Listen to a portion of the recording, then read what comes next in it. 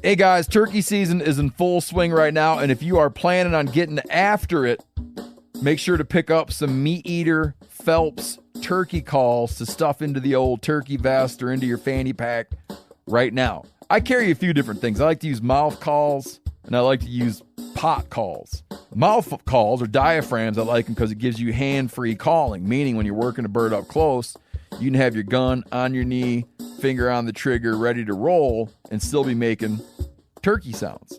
I like pot calls because I just like pot calls. I enjoy calling with a pot call. Whatever direction you go, including a box call, which I don't personally use too much, but they're fun and great, and I started out with them.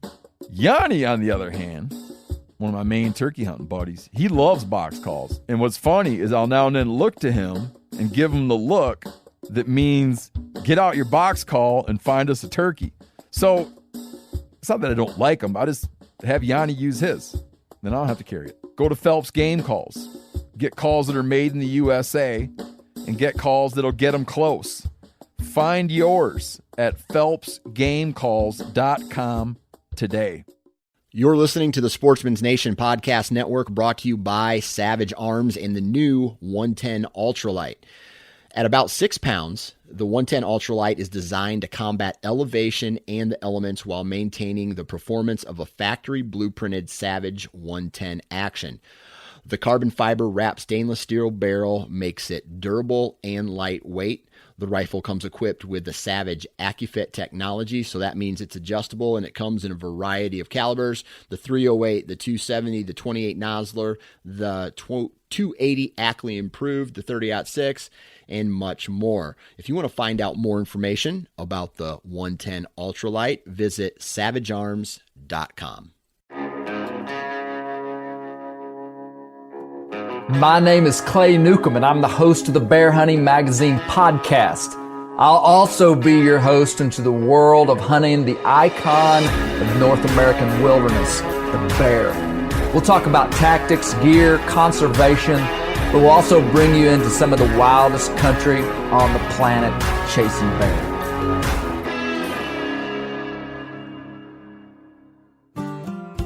This one is going to be a little bit different. We're sitting around a campfire in Arkansas, and I've got a lot of my family with me and friends. We've got about 15 people. It's almost like a live podcast because several of us take turns telling stories, and my brother even sings a song with guitar. This is a very fun podcast. You're going to enjoy it. You're going to enjoy the stories, and you're going to enjoy some of the new voices on this podcast. And a bunch of the kids were there, my nieces and nephews, my mom and dad, and some other good friends. You're going to enjoy this. This week I've been carrying my CVA Acura mountain rifle. This gun has a Cerakote finish. It's got a shorter barrel. It's got a breakover. It's a breakover gun with a breech plug that you can undo without a tool. You can undo it with your fingers. I sighted this gun in last Friday with 5 shots. Sighted it in at 100 yards easily. Really like carrying this gun. Unfortunately, I've not fired it at an animal yet, but I'm planning to remedy that real quick. This gun feels very good in hand. CVA has an incredible guarantee on all their guns. Check out the full line of muzzleloaders at cva.com. Hey, it's fall. And the winter is coming. We do a lot of hound hunting and dog-related activities in the winter. Anything you need, check out DU Hunting Supply for anything that has to do with dogs, anything that has to do with sporting dogs, heck, your pet dog. They carry a full line of Garmin equipment. Garmin just came out with their new 200i, their Alpha 200i, which is their first new dog tracking device in 8 years. This device tracks your dogs, does a whole bunch of new stuff the old Alpha didn't, but it also has a built-in inReach so that you can communicate back home if you need to. Check out DU Supply for everything you need for this winter. Buddy Woodbury and his team of trained professionals are incredible at customer service. Check them out. Hey, we are still baiting a few bears around here, and we're using Northwoods Bear products for scent to attract bears into a bear bait. check out Northwoods. You hear me talk about the Gold Rush fryer grease additive all the time. I stand by it as my favorite Northwoods bear product. If you're baiting bears, it makes no sense not to be using commercial scents. So if you're still baiting bears this fall, or if you're going to be baiting bears next spring, I'm telling you, you will never regret on a bear bait having commercial scents. And the best scents that we've used, and I've used them for years, I used them before they were partners in this podcast, is Northwoods. Check out our friends there. And lastly, the Western Bear Foundation, nonprofit hunting conservation organization for bears out west, fighting the good fight and doing a lot of great stuff in the West. Check out the Western Bear Foundation. You're going to enjoy this podcast with my friends and family around a red oak fire in Arkansas.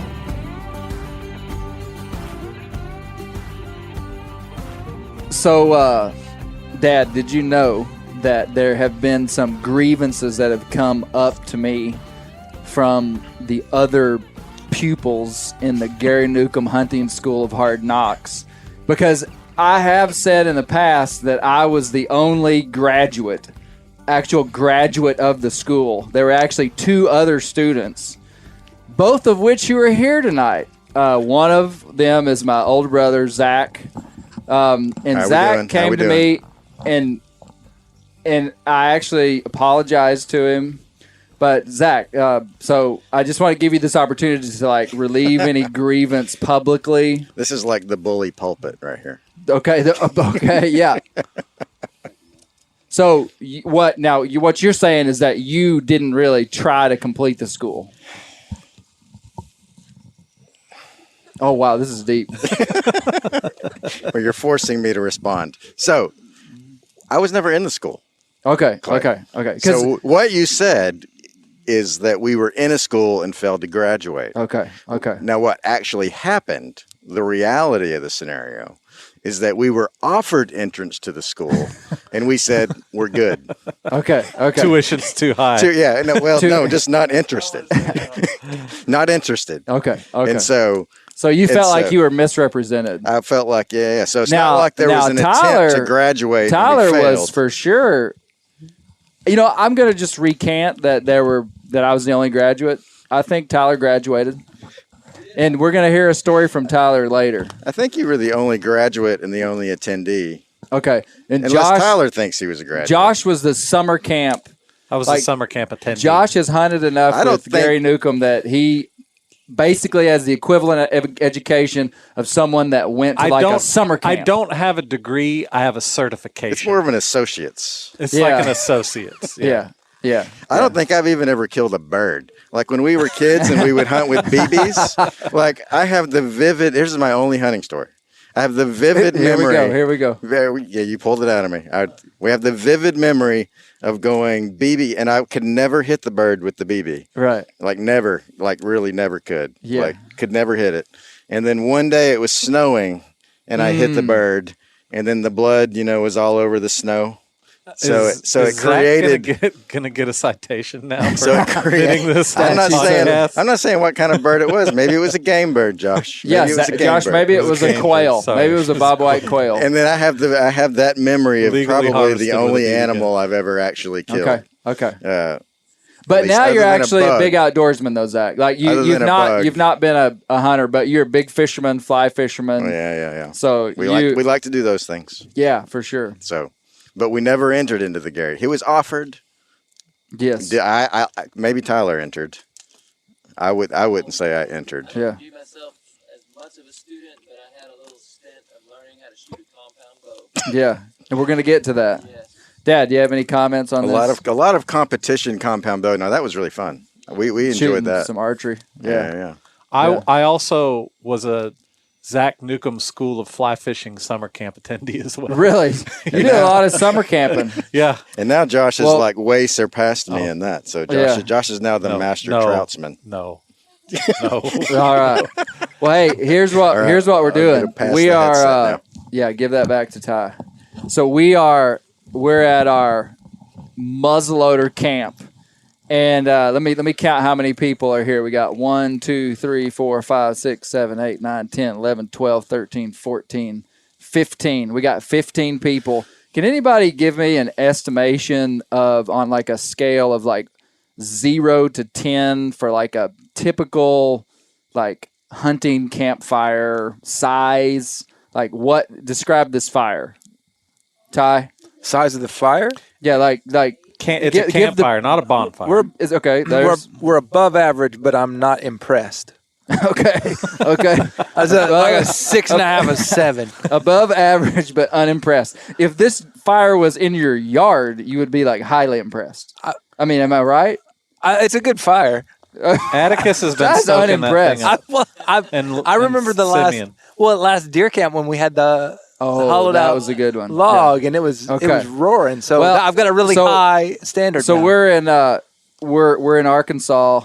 We're at a muzzleloader camp, and it's always important to note what kind of fire you're burning. I would say this is a red oak fire, which has a very distinct smell. It's got an average crackle. You know, if you're burning light birch wood up in northern Canada, it crackles and pops a lot. This stuff will burn all night like this, though. But, hey, here's what we're going to do. I've got there's 5 of us here that are going to tell a story. So the way this is going to work is each guy is going to tell a story, and we've got all our kids here. I've got 3 of my kids. Ty Dennison's boys are here. We've got Simeon Spencer here. We got Shepard.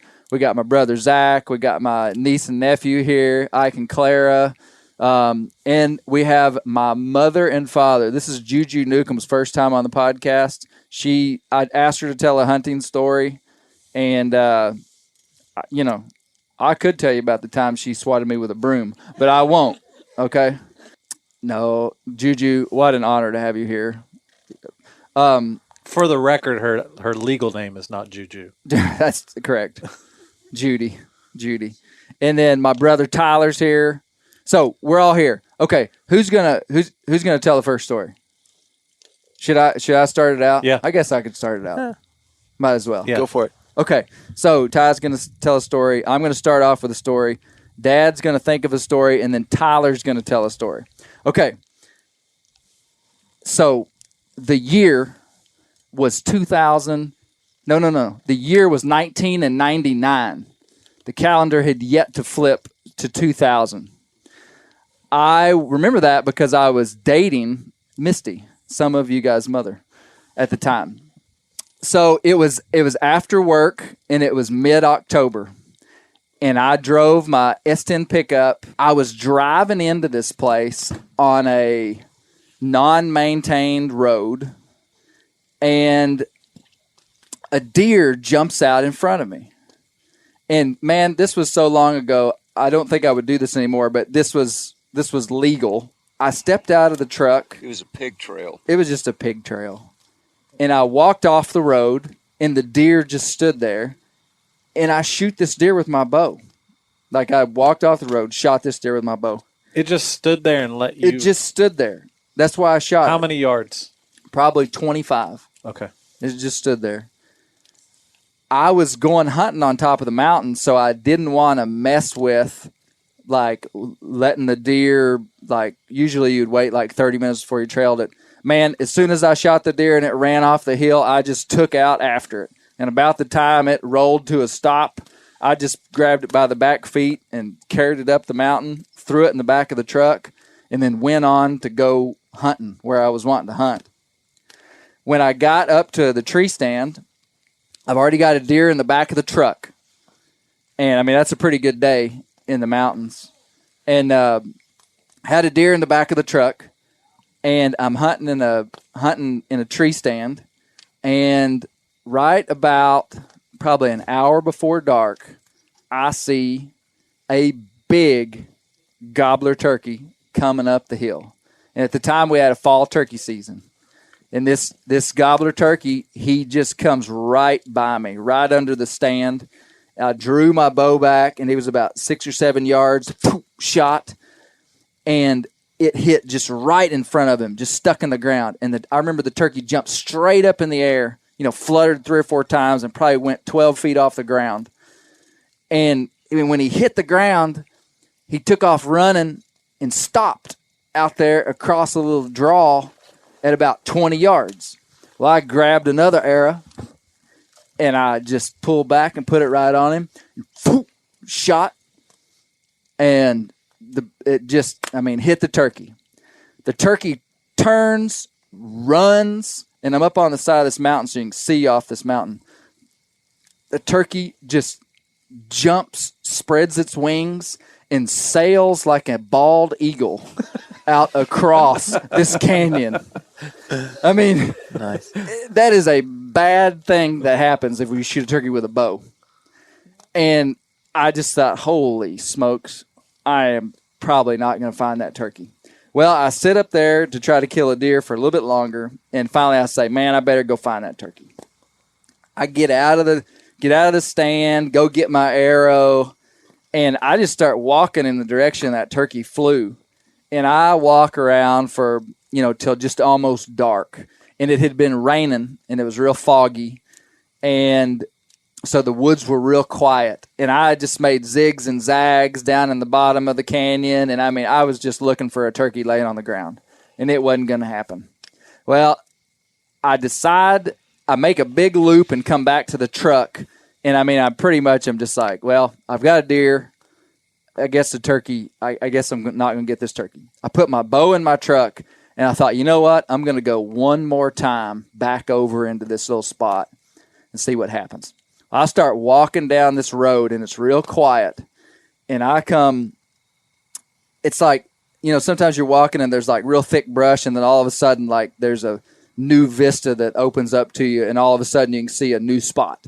But I'm walking, and all of a sudden, bam, I kind of come around the corner, and there is a turkey sitting on the ground like a roosted chicken with its head up, and I was so close to it, I could see that its eyes were closed. It was like 5 yards from me. This turkey is sitting there like a roosted chicken, kind of had its neck down, its wallet, and its eyes were closed. And I freeze, and the turkey's right there, and I'm right here. And I had enough time to think, should I go back to the truck and get my bow, or should I just rush this turkey? And in a moment of clarity, about that time, I see that turkey's eyes go, bing! His eyes just popped wide open, and that turkey jumped up like it was not hurt and just took off down the mountain. Well, does anybody know, what would you do if that happened to you? Get after it. Man, I took after that turkey. And we take off running down the hill. And I remember I was running through briars and brambles. I was wearing those green lacrosse boots with a little yellow, the yellow rim around the top. Not exactly like the best athletic, like running shoes. And I was running down the hill, and that turkey was about 10 yards in front of me because he got a jump on me. And we're running down the hill, running, and he's getting further and further away from me. Further and further away from me. And I think, holy cow, that sucker's going to get away from me. And I am just running as fast. I was like 19. So as fast as a 19-year-old Clay Newcomb could run, he was running down the hill. And we get to the bottom of the hill, and that turkey had no option but to basically go back up the other ridge. We get to the bottom, and he starts going up the next ridge. Well, I get to the bottom. I start going up the next ridge. And I found his weakness. It was going uphill. Because as we start going up the hill, I start gaining on him. And I don't know if you've ever chased anything on foot, but there is a special adrenaline rush that a predator gets when it begins to fathom that it is actually going to be able to capture its prey. And, man, I started gaining on that sucker, and I was like, I'm going to catch that sucker. And we run up the hill, and I would like to go back to that spot. I could take you to the spot and actually see how far it was. Maybe it wasn't that far. Right. It felt like I chased a turkey a quarter mile. I probably didn't.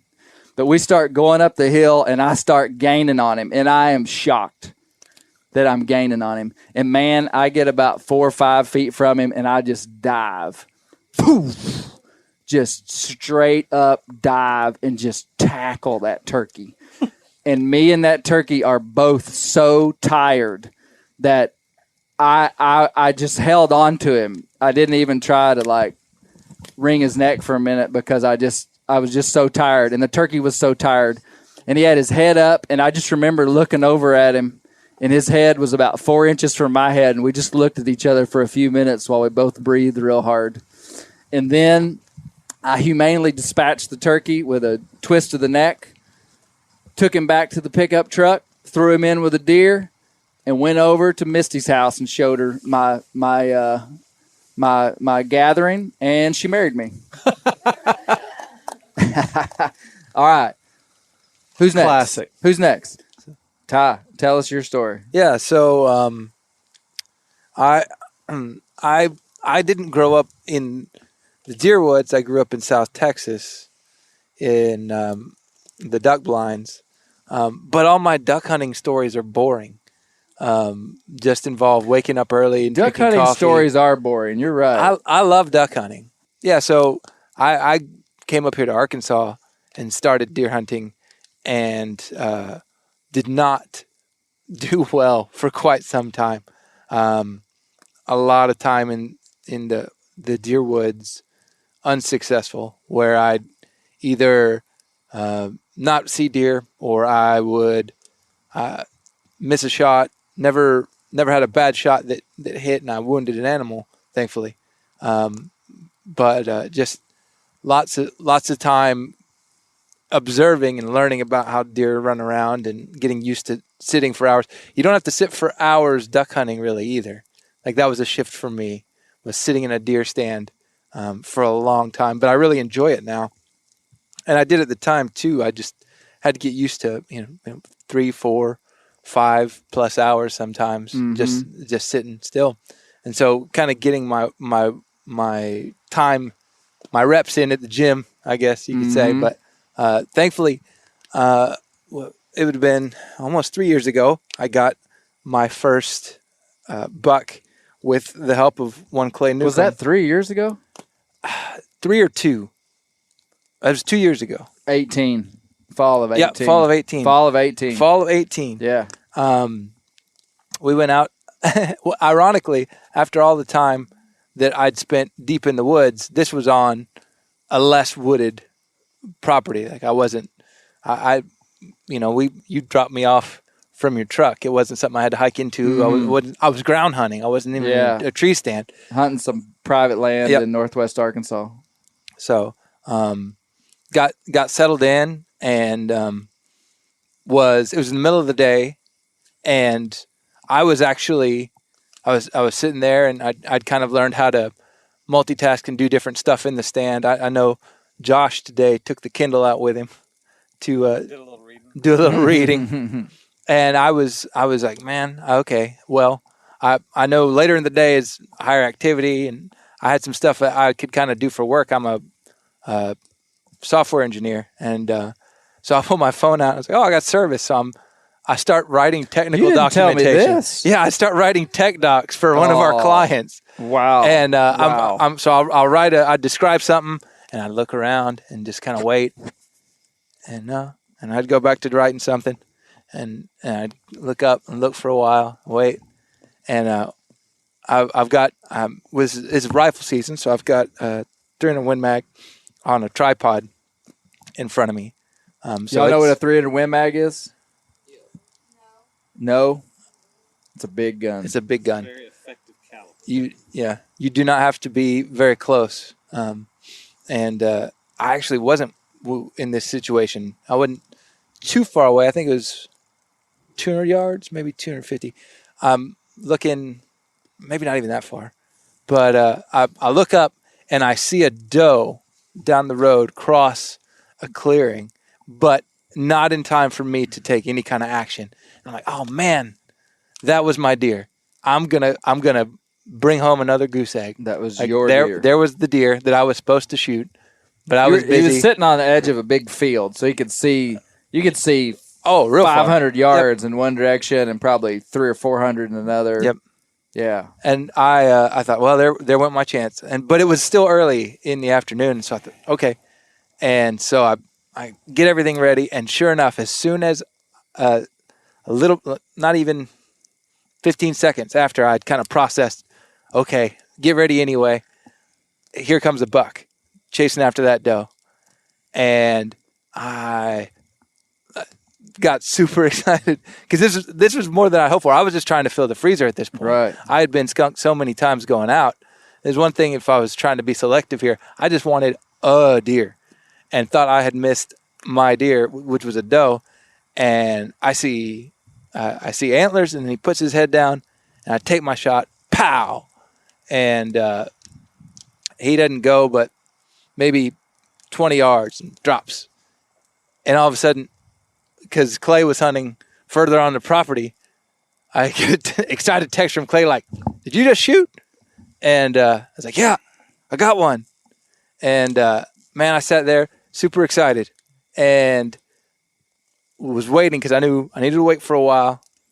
And Did you see the deer go down? I saw him go down. Yeah, I saw him go down, and I knew I'd dropped him, but I wanted to wait, and I was probably trying to wait about half an hour, and about 20 minutes after that, there was I don't know if it was a ridge. Yeah, probably it's like a ridge line, and I see a doe, like 3 does, come out from the top and start playing around in front of me. And these were much closer. These were maybe 50 yards in front of me. And I'm like, I'm going to take like 3 deer home all of a sudden. I get super excited. And I messaged with Clay, and I was like, nah, just stick with the 1 deer. But yeah, sure enough, went over there, and it was for the region. It was a good buck. It was the best deer that has been taken off that property in a long time. Let me put it that way. So it was Ty's first hunt on the property. Yep. Now, was that your first deer? That's my first deer. First deer. I gar-holed him. Yep. Because I was trying to just put him in just an average spot. You know, I didn't want him to kill a big buck. Put him there, and he kills the biggest buck killed on that farm in probably 15 years. What do y'all think about that? That's great. Y'all know I'm just kidding, right? I really didn't want to gar-hole him. I did a little bit. Can we get a definition of gar-holing? Gar-holing. Do y'all know what a gar-holing is?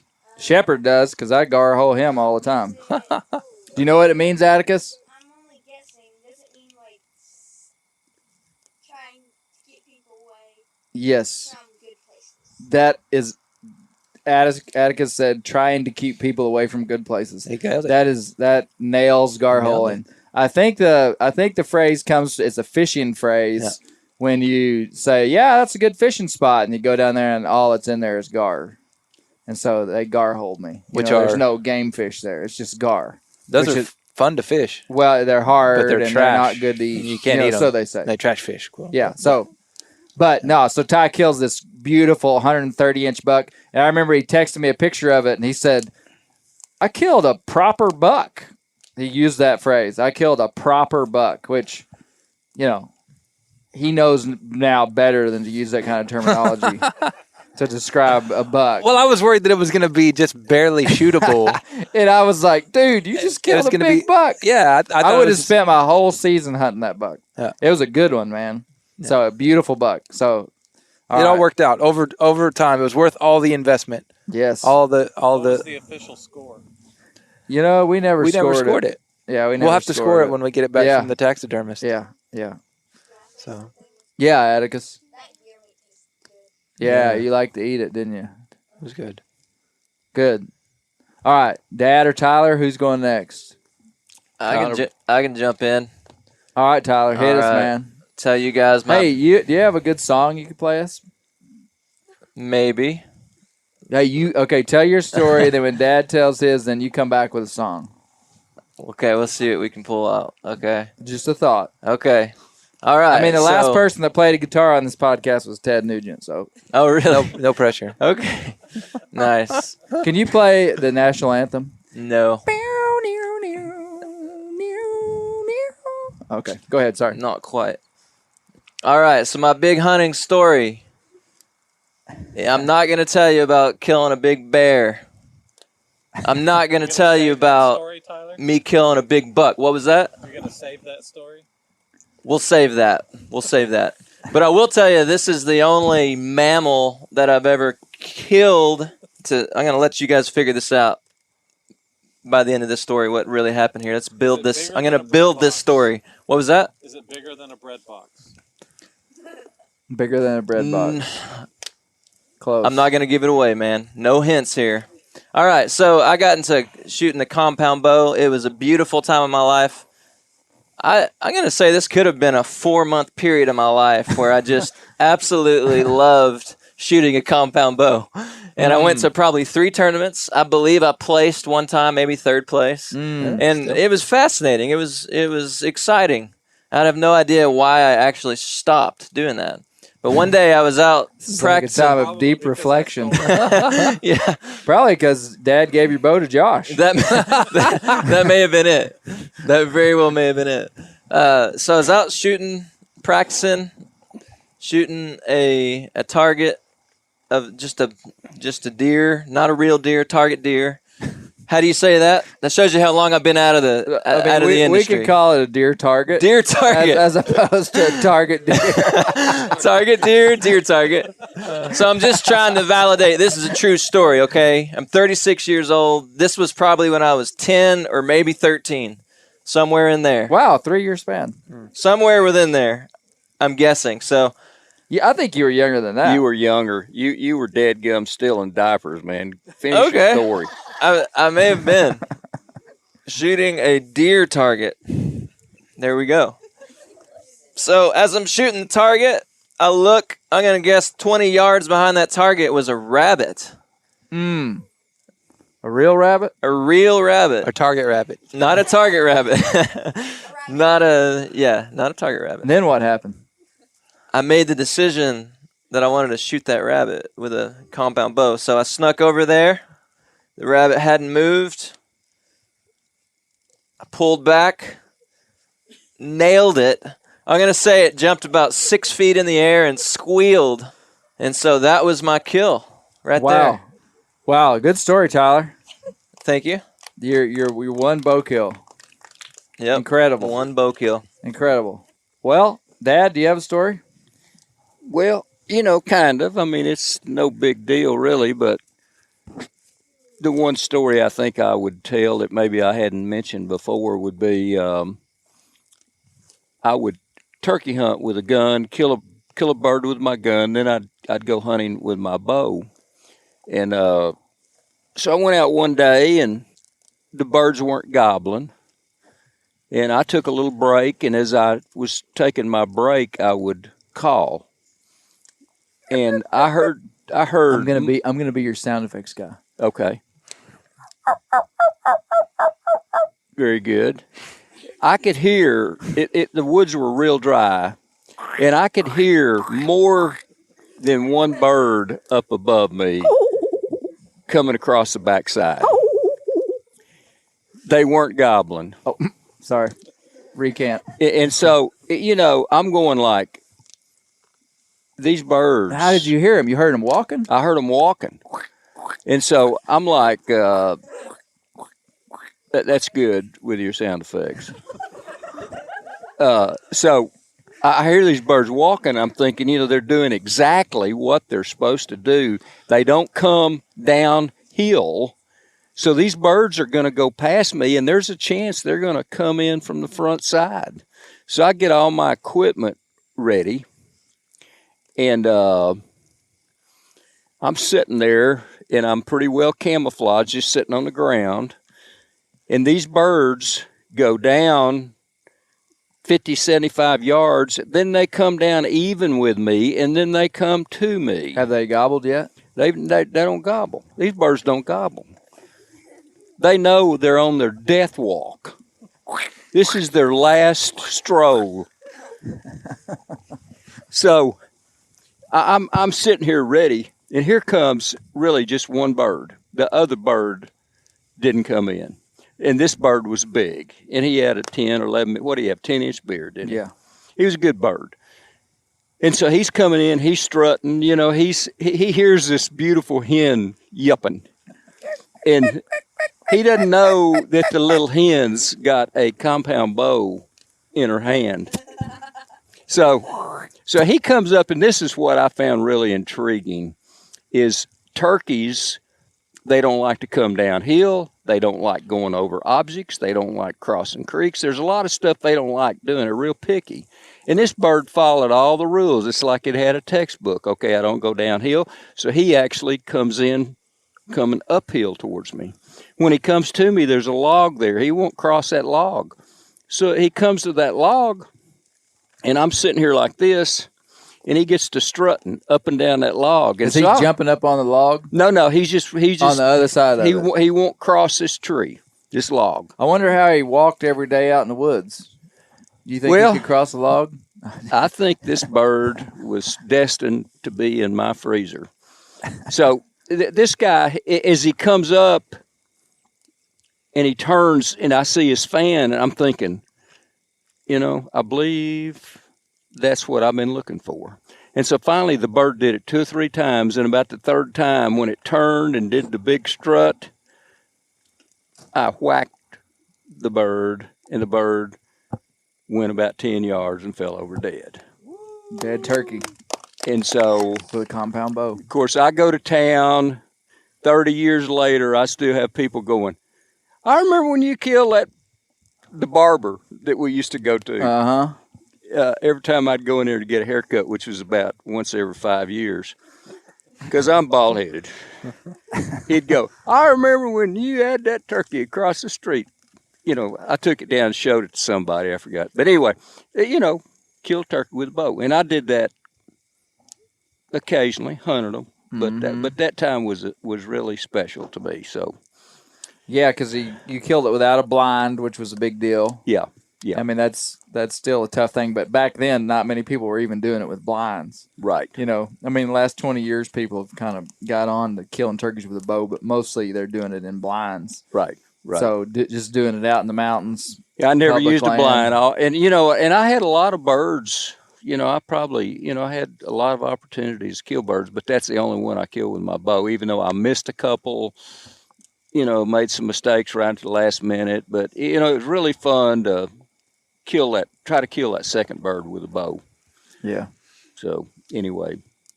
I've still yet to go turkey hunting, and I want to.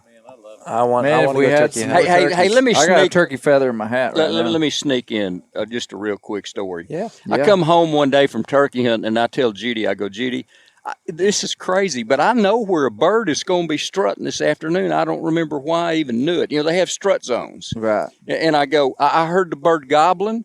He'd gobble here, and he'd gobble here. Gobble. I said, that bird is in this particular place. And I said, why don't you go with me? Judy hates hunting, doesn't want to hunt, What?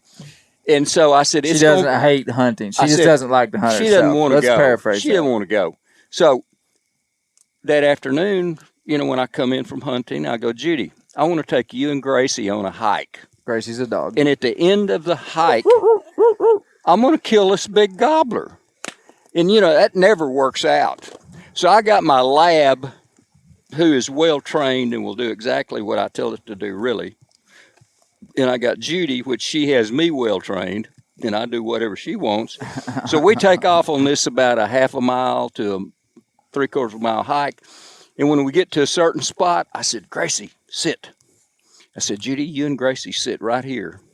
And I swear, I ducked down, and I walked about 30 yards, and I stood up and just took my gun and killed a big tom turkey strutting. He was exactly just right there. I mean, it was crazy. It was just where you thought it was. Exactly. I mean, it was a strut zone.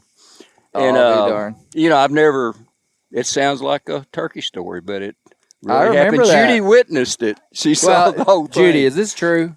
Can you verify that what he said was true? Very true. I watched the whole thing. Sat by Gracie, held on to Gracie. What did he do after he shot it? Was he excited? Oh, he was thrilled to death.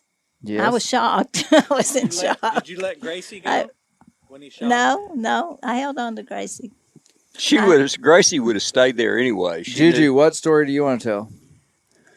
I really have no hunting stories since this is my first experience at deer camp. I've never come to deer camp before, so That it's is been true. quite an experience. What have you been doing with your life?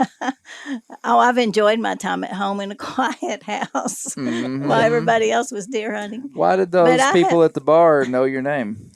Well, that's a long story. That's a mule story that Clay will have to tell. Everybody knows that story. It's a long, funny story that I give my mom a hard time about because I had to go into a bar one time to look for a lost mule, and one of her former students was in there, heard my name, and said, "Is your mom Judy Newcomb?" And I didn't know why this man knew my mother's name. You know, y'all have heard the story.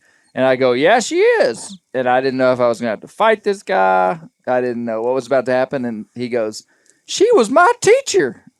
Anyway, so I always give Juju a hard time because they knew her name down at the bar. So I just wondered if you wanted to say anything about that. No, I really have nothing to say. I've enjoyed watching though the dads with their kids. Hey, I tell you taking something them about hunting. Judy Newcomb. Oh, no. Inside of all of us is a hunter. I'm telling you. And it has come out since I retired. Judy Newcomb loves to check her spider traps. I mean, it's like running traps in the house. She'll go, "Man, look here how many I got last night." Well, I hate spiders. I don't want them in my house. So anyway. So I will kill a spider. And then I told her there's a mouse in the camper. I mean, she brings me all the paraphernalia to catch this mouse. Did you get him? Did you get him? If I don't get him, it's like she's a better hunter than I am. It's the pressure's amazing. Tyler, you got a song for us? If I could remember the song. How does that one go? Billy and Bobby. It's all about just being a country guy. Well, I'm a country man. Try it. Want me to just try it? Yeah, Okay. try it. All right. Skull, Here, scars. I'm Tyler, assuming grab me. skull, Yeah, get him tobacco. We'll Get see. This one have not. I want to say this podcast has we've spoken about a lot of things that I don't endorse. And I did write a song that involved hunting about 5 years ago that was talking about the inner hunter that's been deprived. But I don't think I could sing it because I don't really remember it yet. But right now, let me just see. This one's an oldie. Let's see what you got, Tyler. All right, Tyler, sing it, man. All right.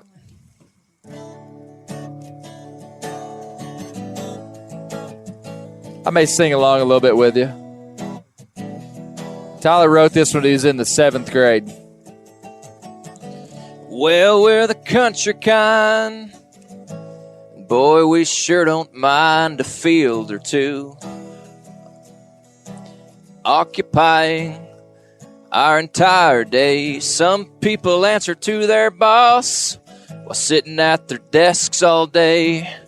But we answer to the wild. We answer to our hay. Tell it like it is. We put deer stands in trees. We take pride in making cheese from our goat's milk. We milk them in the morn. Taking care of our animals in our 40-acre yard was really hard back before Bobby and Billy and Willie and Jilly and Crystal and Otis were born. That's right.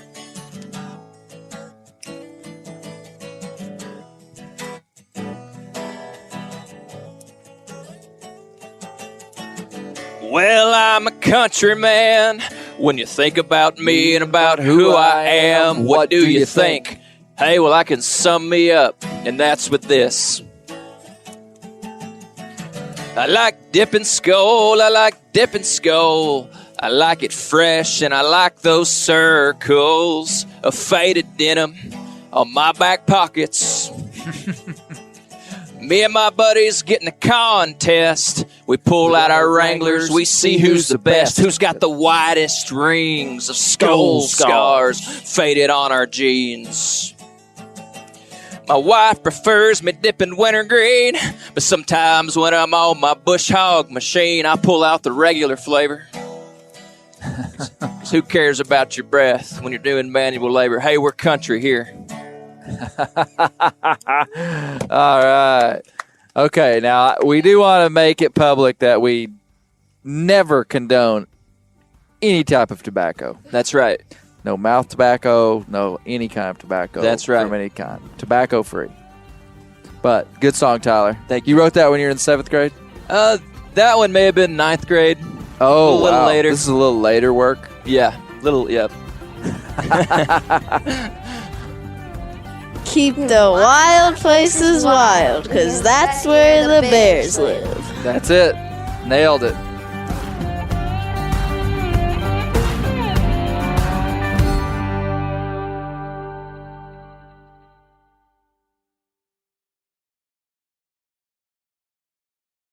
Hey guys, turkey season is in full swing right now, and if you are planning on getting after it, make sure to pick up some Meat Eater Phelps turkey calls to stuff into the old turkey vest or into your fanny pack right now. I carry a few different things. I like to use mouth calls, and I like to use pot calls.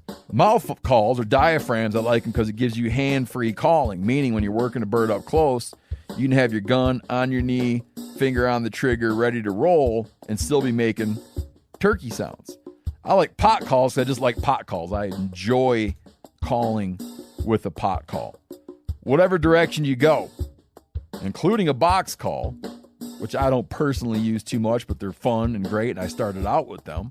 Yanni, on the other hand, one of my main turkey hunting buddies, he loves box calls. And what's funny is I'll now and then look to him and give him the look that means get out your box call and find us a turkey.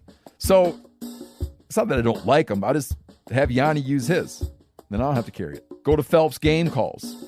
Get calls that are made in the USA and get calls that'll get them close. Find yours at phelpsgamecalls.com today.